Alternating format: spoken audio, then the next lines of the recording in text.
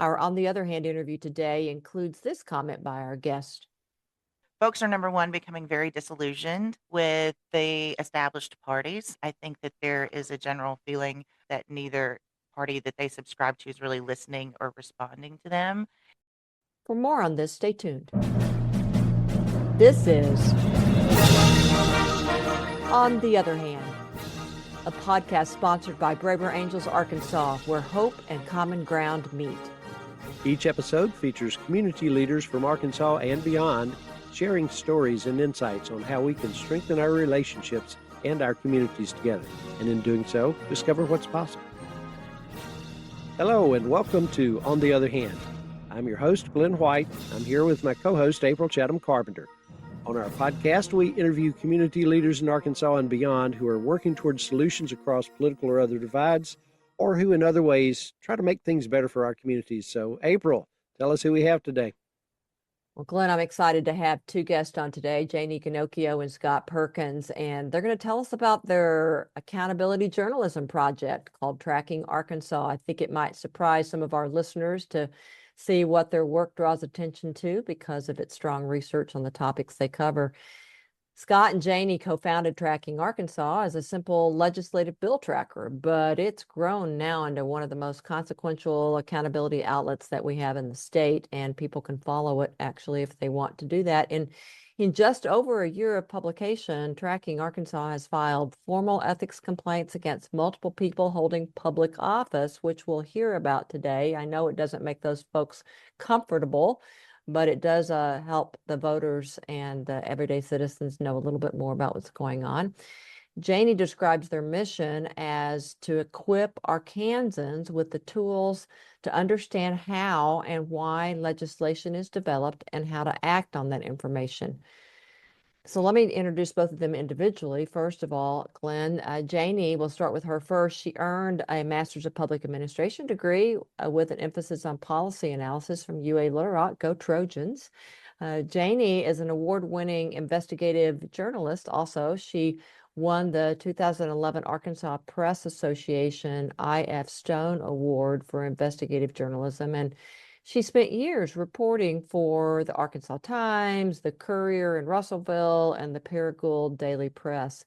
She also worked as Director of Public Policy and Advocacy at Southern Bancorp, which is a mission-driven financial institution that is committed to expanding economic opportunity in underserved communities across Arkansas and Mississippi. And then she left there in 2023 to work with Scott. So let me turn to Scott next. Scott Perkins has worked across journalism and in government communications and civic organizing throughout his career.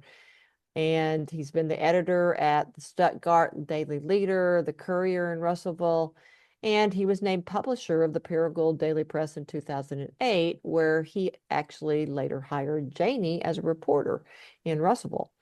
Scott left the Daily Press then for the Arkansas Association of Counties. He served as communications and legislative director for them, and he currently serves as a policy consultant and nonprofit advocate in addition to his work on Tracking Arkansas. So I hope our listeners will recognize that both of them come from this long kind of line of journalism careers and have learned a lot that they're bringing into their current work. So welcome to On the Other Hand, Janie and Scott.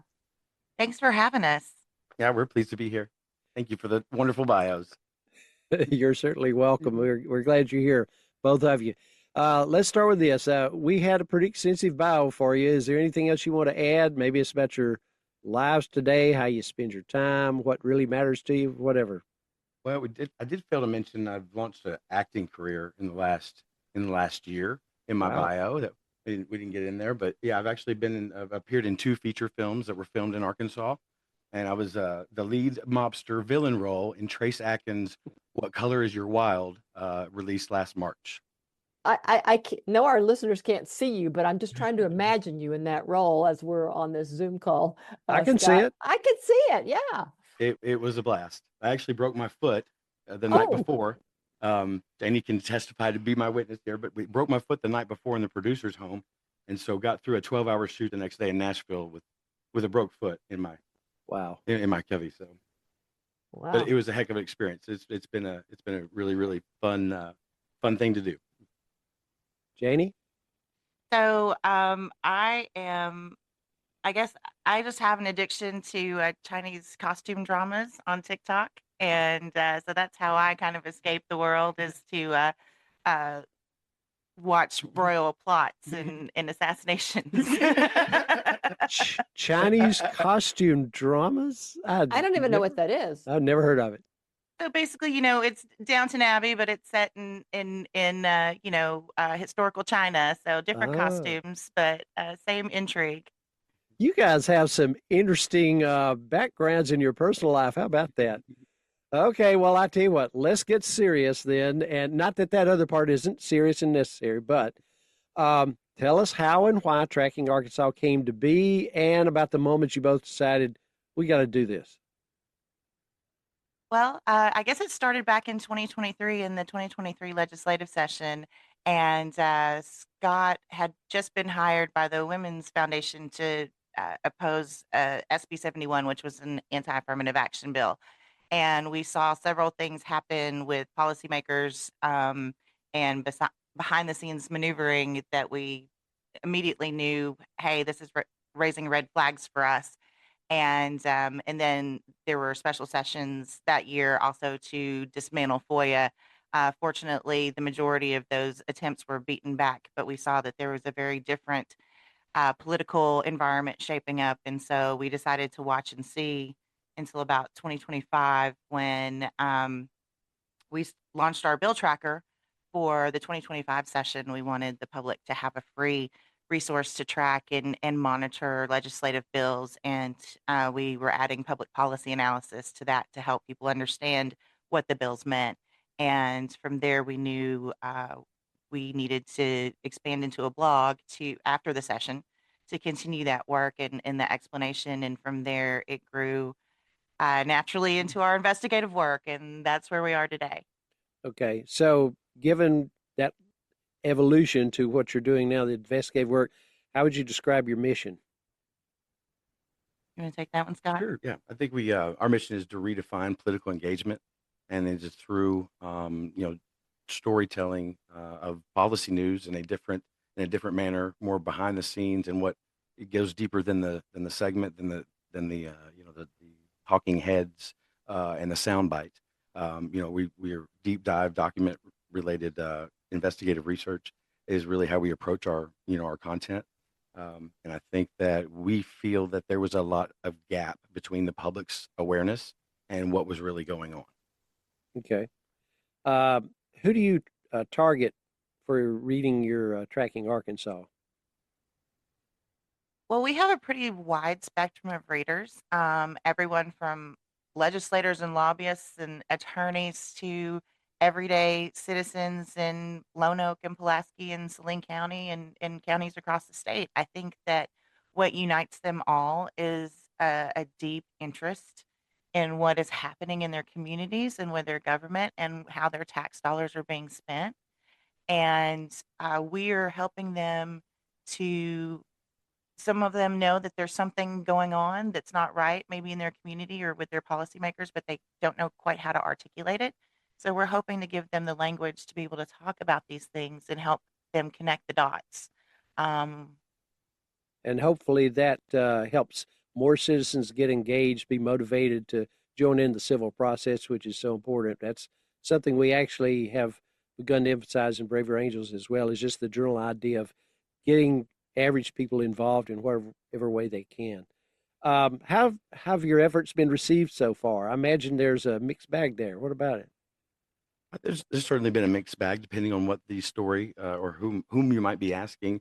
But I think that generally the tips and the feedback we get from our subscribers has been one of just so much of trusting us with their their experiences, and for us to report on them accurately and do an investigative ourselves. I think, to me, that's the strongest feedback I've seen or experienced, is from subscribers saying nobody will cover this or nobody will do this. Will you give us some exposure? Can you do this right? And that's what I think has a lot of value to me into the feedback that we're receiving.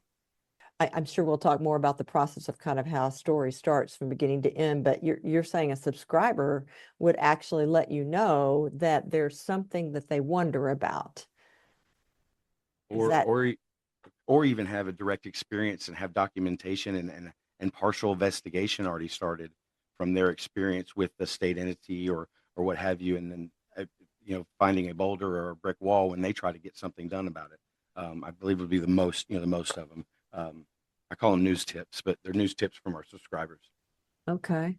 And would you say that your subscribers or news tips are coming from both sides of the aisle? Oh, for sure, for sure. I think it really is.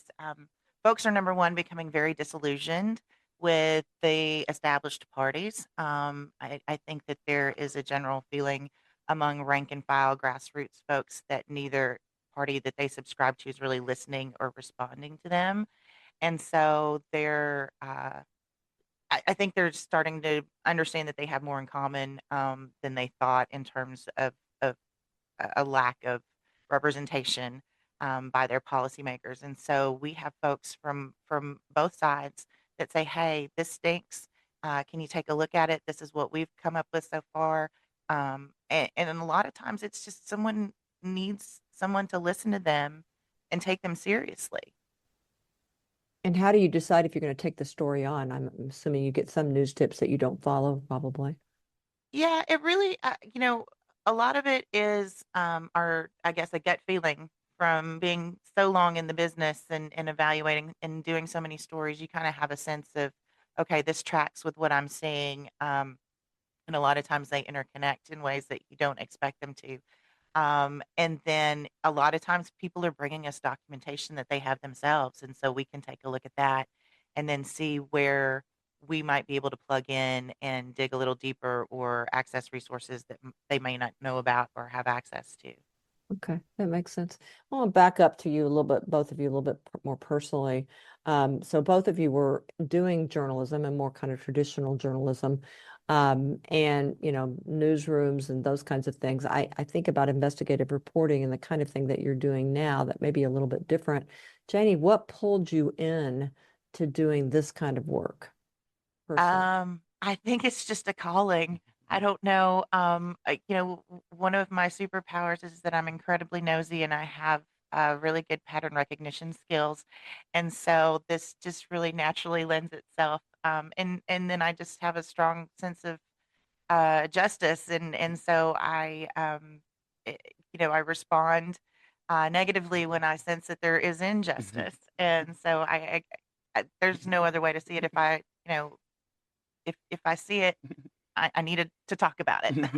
Scott's laughing, so I'm assuming that he agrees with that self-perception. Nail on the head. No, perfect Yeah. self-description. Well, what about you, Scott? What made you lean into something that became much more investigative than what you were doing before on the policy and government side? It's a great question, and I think it is my awareness that I became known that there is so much needing to be investigated. In our careers, Janie's always kind of been the investigative, one of the duo. If we wanted to kind of split up roles, and I was kind of more of the larger perspective and the larger strategy, kind of entity in the newsroom. But when I found that there was so much that people didn't know that needed to be reported on, I started to really lean into the investigative, focus, and I think we've stayed on that and haven't ran out of things to investigate, yet that I think still need to be in the record. I was resistant at first. He kept, I think, for a solid year. He said we had to have a newsletter, and I said, no, we're beyond that. We're doing this other stuff. And he finally wore me down, and I guess the right story came along, and I said, okay, we're gonna do this. So So I'm assuming that you guys kind of play your perspectives off of each other and don't always agree. So yeah, No, eventually that's how we generate content and stories and kind of how our guiding principles go as well. We meet in the middle. makes sense. So yeah, we're neither one of us is right, all the time. Well, I tell you what, let's get down into how you actually do the work, kind of some of the details. Now, we didn't mention Level Up Consulting. I think you started that around the same time, and Tracking Arkansas, I gather, is kind of a big part of that. So tell us how those entities came to be. Well, we came out of the 23 session, and I felt personally I needed to change professionally. And we saw in the middle of that nonprofits really needed help with capacity building and technical assistance and public policy advocacy. And so we decided to start Level Up in a related organization called the Arkansas Nonprofit Initiative to provide consulting services and help to nonprofits across the state. And like we said, a big part of that was also public policy. And so the bill tracker grew out of that. And then, as I explained earlier, the rest followed. Okay. Well, I've read several of the things you've done. I have to admit, I am impressed with the level of detail and the research that you do on some of these things. You come with receipts, so I appreciate that. But I wonder, it sounds like that probably takes a lot of grunt work. How do you balance your personal or lives or the other things that you're doing with the demands of doing this kind of investigative journalism? It is still something that's in the works. So that's a great question because the balance of that is it is very time consuming work. To be honest, when Janie dives into the documents, as we say, she might not come up for air for a couple of days. As far as that's what she's doing during her work time, and it's very very consistent. And so she spends a little bit more time with her nose in the documents than I do. But I think you've got to know what stage you're in on what stories, and she knows she does a certain amount of research every day and a certain amount of writing, and we try to delegate it ourselves, I guess, best way to say it. Well, I hope you get enough sleep. Oh, that's always in short supply. Okay. Well, you described tracking Arkansas as being nonpartisan accountability journalism. Nonpartisanship is something we value at Braver Angels. That doesn't mean we don't have partisan alignments, but we don't talk about that when we have our Braver Angels hats on. But I think the big thing is, a focus on values over partisanship is really the important thing. And I gather there's some of that y'all are utilizing as well. So how do you go about maintaining that nonpartisan approach when the act of reporting and investigating may wind up sometimes focusing more on one side than the other?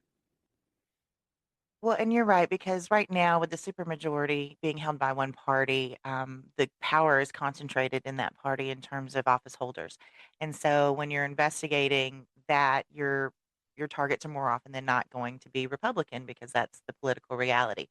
However, we fully believe that the Democrats, as you would think the opposition party in the state, they bear significant responsibility for what happens or doesn't happen as well.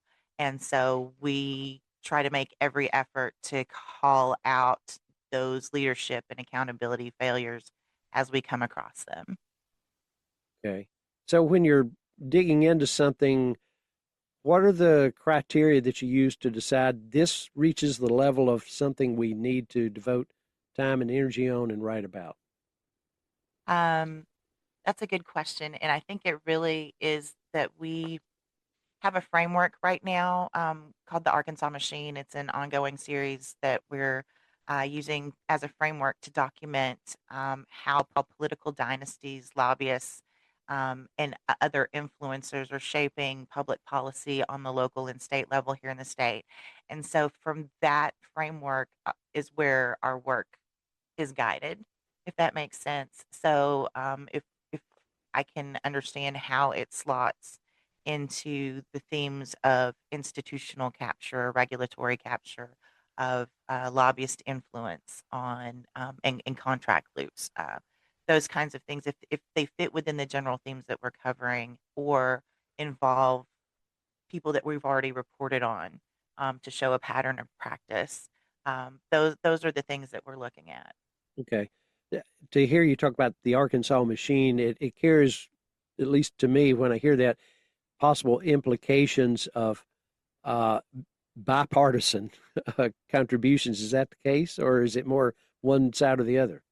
It is bipartisan. In fact, the part two of our series talks about the bipartisan roots of how we got here today and how it started with the power vacuum left by Bill Clinton getting elected and going to Washington. and how then it moves through the presidencies of Bush Cheney and Trump and the Mike Huckabee and Asa Hutchinson gubernatorial administrations here in the state. So I expect there some of our listeners might actually want to read that particular series. How would they find it? It's on our Substack at trackingarkansas.substack.com. Okay. And do you people have to subscribe and pay to be a part of that, or can they get a hold of it? Oh, they can get a hold of. We have free subscriptions. We also offer paid, but we offer a lot of our content to free subscribers. and really Okay. the subscription just brings it to your mailbox. So when we publish it, it'll just automatically get sent to you via email. Otherwise, you can just visit the site. I have subscribed and I keep getting things and I'm like, oh my gosh, they're working all the time. So on things. So it's interesting. And not all the stories are of the, more high level um people in office. I mean, there was one recently on a sheriff, and so a local sheriff. So anyway, well, I would like to take one example and just walk it all the way through. I don't know that this is the most recent thing that you've been working on, but let's just take this example. This is some high name people. So the allegations involving Attorney General Tim Griffin, Representative David Ray, and Senator Bill Gilmore. So I'd like for you to just kind of tell us, how did you learn about that and kind of the process that you followed as you went through? Well, we originally were looking at it because Scott actually asked for an investigation from the Arkansas Legislative Council into the Deloitte Medicaid eligibility system, and that request was declined. And actually, the Bureau of Legislative Research said that the committee didn't have the power to investigate, which is absolutely not true according to their website description, and told us that we had to take it to the Attorney General's office. The Attorney General's office did not respond. They were actually copied on our email requesting the investigation. And we were tipped off that Ben Gilmore's brother, John Gilmore, who's a lobbyist, represented Deloitte as a lobbyist. And so then we started looking into the connections between the Gilmore brothers and Deloitte. We started following the money through PAC contributions and campaign finance reports. And then we discovered the linkage between Ben Gilmore's PAC and the Attorney General's PAC and Representative David Ray's PAC. From there, we learned that the Attorney General is paying Representative Ray $10,000 a month to be his campaign manager, while David Ray is sponsoring legislation that benefits the Attorney General's office specifically. And so from there, we started following the money, and we found very concerning patterns of contributions that were moving between the PACs into targeted campaigns. And we felt that based on our reading of ethics laws, that that behavior violated specific statutes. And so we filed ethics complaints. So not all of your stories go to the level of an ethics complaint, but this one did. So how did you decide that we've got to go beyond just reporting and file the Um, ethics complaint? well, like I said, when I started doing the research and reading page by page, line by line, 3 to 4 years of campaign finance reports and PAC reports for all three of them. And I saw the patterns and I matched them against, again, my reading of the law. I said, this is not right. And no one will say anything or do anything about it unless I raise the alarm. And so I just looked at Scott one day as I was reading those reports and said, I think I need to file an ethics complaint. So what happens when somebody in the state, anybody, I guess a citizen can file an ethics complaint. So who does that go to? What takes place after one's been filed? How do you file one in the first place? And then what's the So process? So the process is managed by the Arkansas Ethics Commission, and what you would do is you would go to their website, and they have a citizen complaint form, and you would need to fill that form out and identify who you're complaining against and a brief description of the complaint. And the Ethics Commission is bound by a specific number of laws, and they have them listed on the website. Um, it mostly is around campaign finance and lobbying gifts and things like that. So really around money going to candidates and public officials. And so what you would do is you'd fill out that complaint, you'd have to get it notarized, and then you would either have to mail the original or hand deliver it to their office in downtown Little Rock. And once they get that original, they will evaluate whether your complaint meets the initial criteria to open an investigation. And from there, they will do an investigation. And then there are specific timelines that happen. Everything has to be wrapped up within 240 days, I believe. But a lot of these complaints get dismissed either in the initial, after the 30 days, the staff will report to the commission their initial findings, and the commission can vote to dismiss then. If not, it moves into a more investigation and a probable cause hearing. From there, and all of this is confidential, so you don't, unless the complainant releases any information about it to the public, no one knows this is happening. Um, and then at the probable cause hearing, the complainant has an opportunity, as well as the target of the investigation, to address the commission. The staff will give their report of the investigation and whether or not they believe that there were any violations of the law. And then each party will have the opportunity to speak on their behalf if they want. And then the commission votes, and then you don't hear anything about it unless they vote to dismiss. Then they will, and if they don't vote to dismiss, then it can go. They can issue a warning, a letter, or I'm sorry, an offer of settlement to the target, the person, if they determine that there was probable cause. They can either accept the settlement, or they can ask for a hearing, and then they can go through the hearing process. If they've done all of that and have been found to have had a violation, they can appeal to circuit court, and then ultimately to the state Supreme Court. So it's it can be a very long, drawn out process. Most of them are not. The complaints that I filed got to the probable cause hearing stage and then were ultimately dismissed. Okay. And do you get an indication of why they're dismissed whenever you file the complaint? Yes. So, and I actually attended all of the probable cause hearings, and so got to hear the staff's report. And ultimately, what they said is none of this violates the law, because in order for them to determine that there was a conspiracy or any kind of coordination, they had to have a written agreement or something in writing that said that this is what we're doing, very plainly spelled out. So they had a very high threshold for some evidence. And then there are some very specific loopholes in the campaign finance law that were identified, and that allows them to do the things that I had identified. And finally, you know, the other thing that they said was, well, if the law doesn't specifically say that you can't do this, then you can do this. And that was regarding campaign finance contribution limits that people were writing. The campaign finance limit is contribution limit. I'm sorry, is right now it's $3,500 per election per candidate. So if someone's running in the primary, you can give them $3,500, and then you can also give them $3,500 for the general election. And what they were doing is they were writing one check for, say, $7,000, and recording that in their reports as as a $7,000 contribution to the primary campaign. And so when I made that complaint that they were giving over the limit contributions, they came back and said, "Oh, well, we intended to write one check and have them split it on the back end," even though there wasn't, again, and you see the selective enforcement here, even though there wasn't a written express intent for it to be split, as long as they said on the back end that they intended to split, that was good enough for the Ethics Commission. So, um, so there are things like that were problematic, that but were justified in the eyes of the commission to dismiss the case.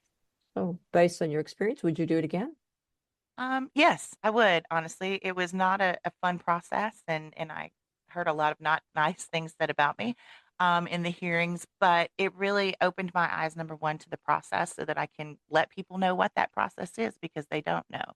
And I will say that just the stories we've heard is that the ethics complaint actively discourages people from filing complaints a lot, and so people don't understand their rights or the process. So helping to be able to report that, and then also to identify, again, those weaknesses, the gaps, the loopholes in the law that we can let people know about so that people like Senator Jimmy Hickey, who wants to pass legislation that disallows elected officials from having their own PACs, they have the understanding of where those weaknesses in the law are so that they can write legislation to address them.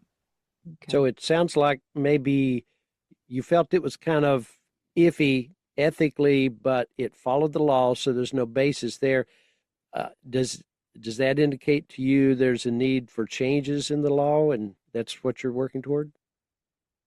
Oh, definitely, definitely. Okay. And like I said, Senator Hickey has already announced publicly his intention to have some campaign finance reform around elected officials and PACs. So we fully support that, and we believe that the reporting that we've done supports that legislation.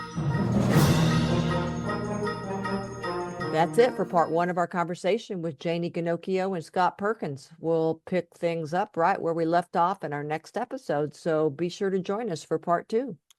And if you like what you heard today, share the episode with a friend and help us spread stories of bridge building across Arkansas. And remember, On the Other Hand offers dozens of other interviews just like this one. You can find On the Other Hand in your favorite podcast app or on the podcast page of the Braver Angels Arkansas website at arkansas.braverangels.org. On the Other Hand is sponsored by Braver Angels Arkansas, a community of citizens working together to bridge the partisan divide and build a stronger, more connected Arkansas. From your host, April Chatham Carpenter, And Glenn White, we invite you to join us in working to make our relationships and communities better.